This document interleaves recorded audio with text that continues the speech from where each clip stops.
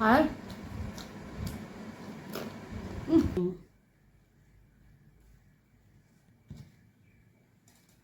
Dùng chậm mà luôn.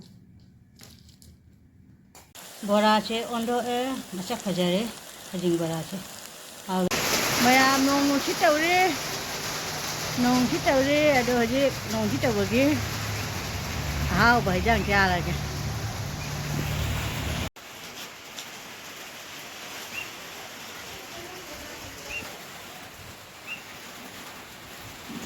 Choybunga alu gane hamachimiga ingalle irondome. Mukbang tawge ainane khalliba. Maya khajing bora hoge tari khajing ngari ne ba ina isinga sating do siga nakopi laire lagi sina alu se ngau ge toiba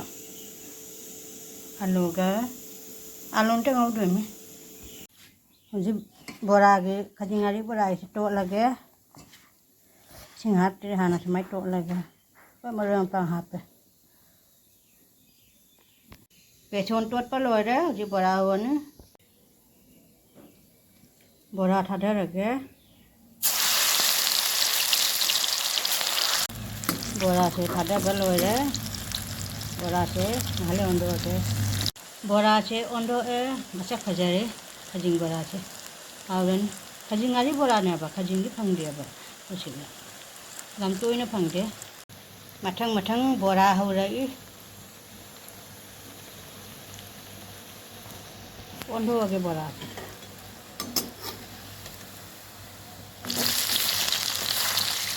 khajare nasi bora to khat lage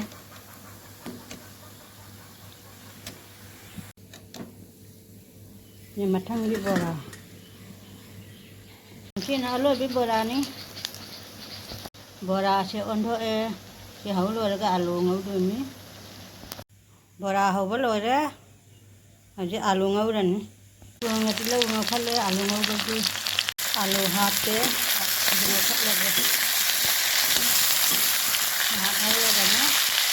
inthaga meron pang hati. Alu pangau se, angka meron pang hati le, pang alu ke, pang sini ke. Yung capo kaya le, ngau le. Yung cak se, mulla kaya ba. Alu se, katana ina kaya ba. Jaya jaya ngau tu ni. Mayam alu baja se mulla. Soibung si irolani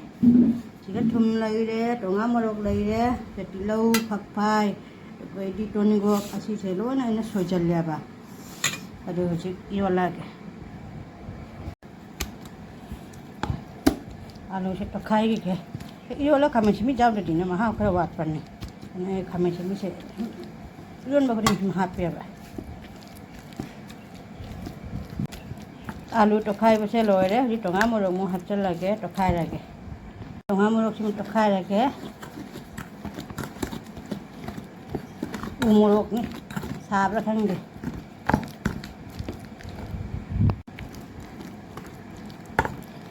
ji sing kara hapan ni mai kadang hap ke ba mayam irom base loire ji mabe pang hachal lage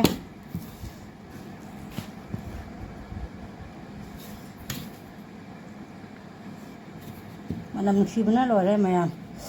phakpai manam dei mayam ga manam sina sire khai ra ga men hauna be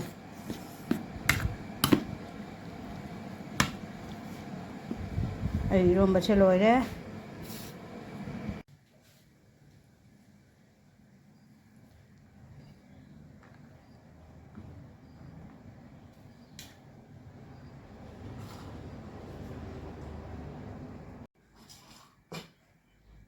na jerum na khajing bora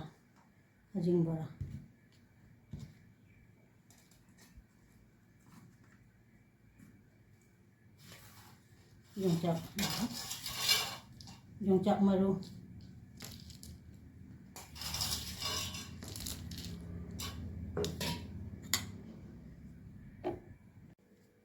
ina iromba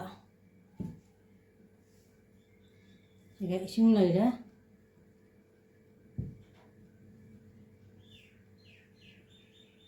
Maya ngasih mathil sidine.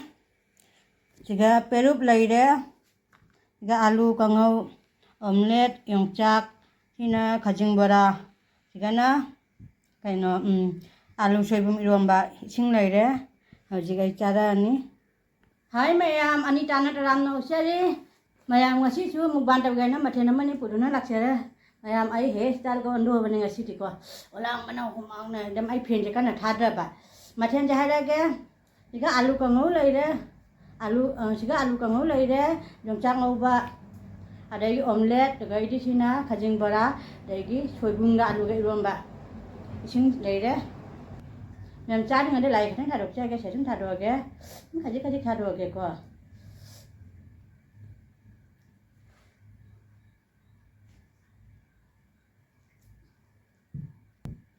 mem lai thadok lo bin mem cha ba ho chi ko olang mana lo re phajana phajam su chuna hào đôi pirup se ubu udah ini nem sama gada udah sana sebe malu iron bahasa ini caning nai ban wong kasu ya ba ahau baca ke nang asidi ahau ba hek thong dara bani orang nasi lo ni mayam mang bibi kang phiên de kal di ko saun de ta ban ngai ta na ham bai chakhom di chino mayam dei lage khajing bora ga ne yongchak marum happa ga ne nam mayam dei lage sei chino mayam cha ba ho se oi ma habya ka ha ke tin ge kut kut jo le chaning man ni na cha hao le mayam ai chaning ni ma hao le thật khai mayam gặp cho mình khóa mình trả đấy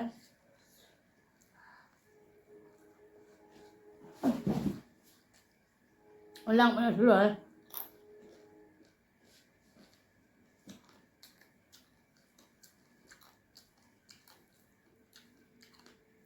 Mem nung cuy ba. Itu lang. Saling bola.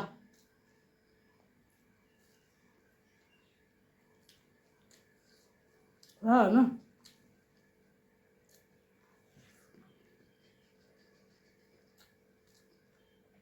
Pero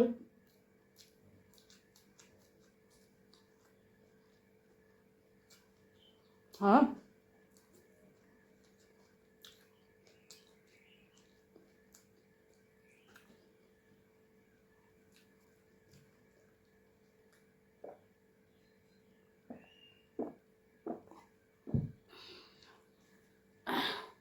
phải cho làm à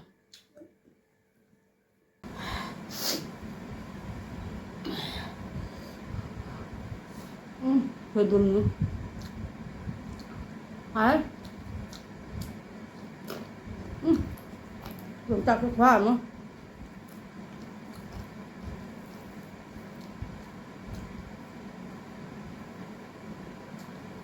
mà chỉ lao mình chặt hết rồi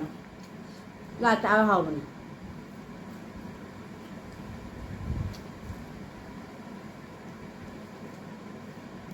hả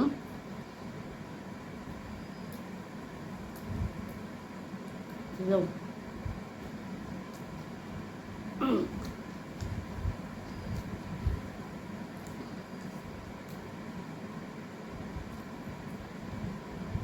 ai lúc nào wow mà umur cái luôn là hả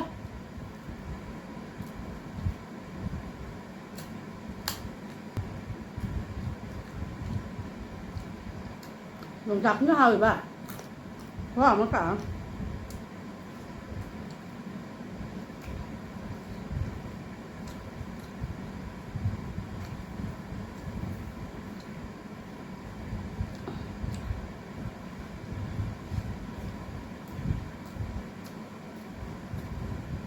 phải ra rồi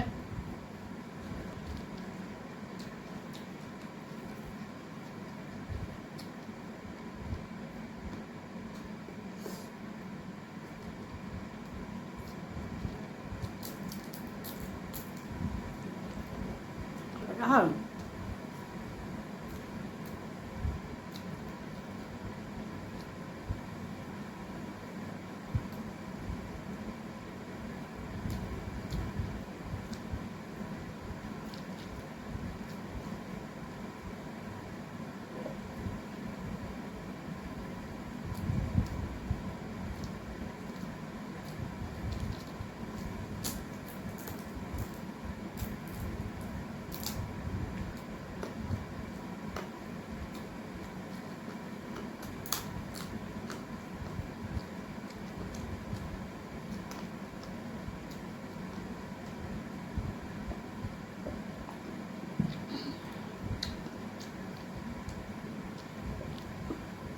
ตาเขาขวดน้อยเหรอ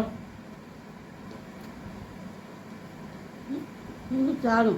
ใช่ลำน้อยนี่เมื่อวานก็ใช่ลำน้อย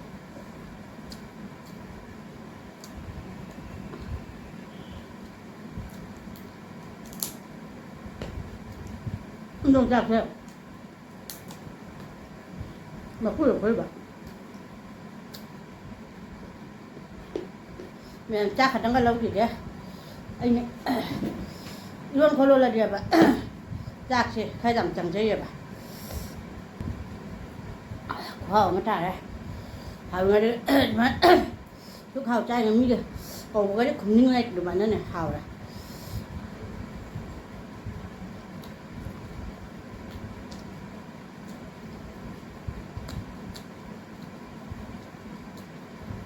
ฮะ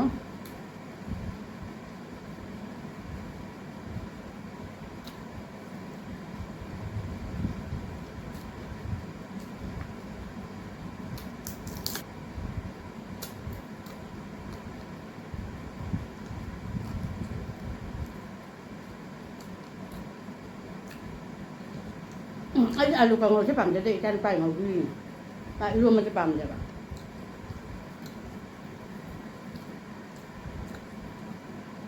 จ้า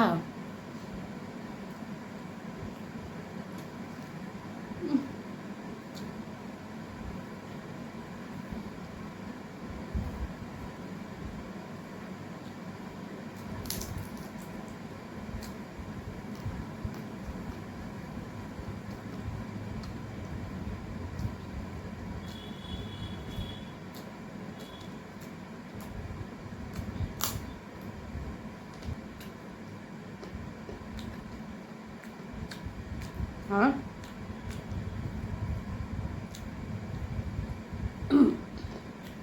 เรื่องมันจะรู้แล้วว่าว่ามันจะ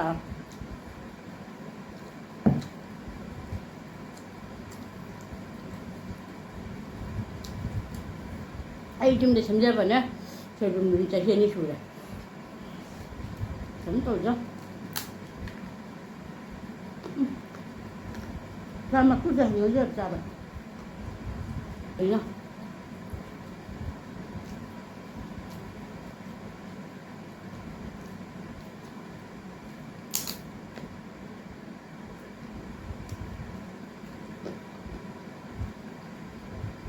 ว่าเนาะ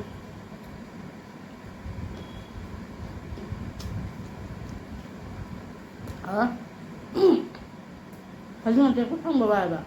응. 가정하려는 짜. 뭐야, 하루?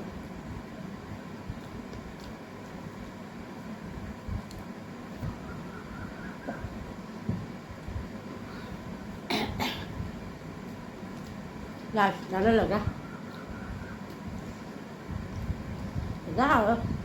짜, còn 짜 theo.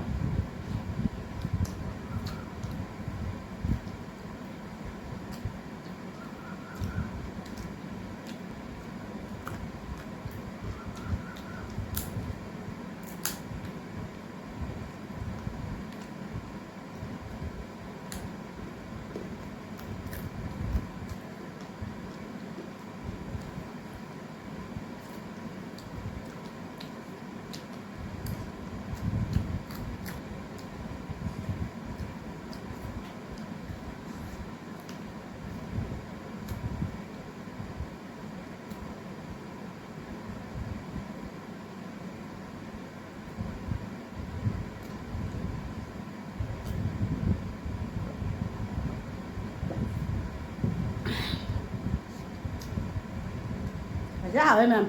nó chắc vậy thì mình khóa ở mà rồi chắc phải có hỏi biết cái sao mà nó thằng nó chắc đấy chỉ được cái đi chơi à chỉ nào mình nói cái video sẽ nó ngay được đi like comment share cho các bạn có hàng đi dân bên nào thằng cái chơi anh ông bên nào thằng cái chơi mà tầm bữa nay support được mà yang có cái số video nung ban itu dari belum usungnya jadi semua nuci hamam bejen ke usu nung lepo usu semua apa ke bakal mengko support tu boleh pi kanu aku di channel macam ni kau yang bisa support matungin aku je kena cakap kalau kena bakal मैं आपको अच्छी सी कथा में next video में अच्छी bye bye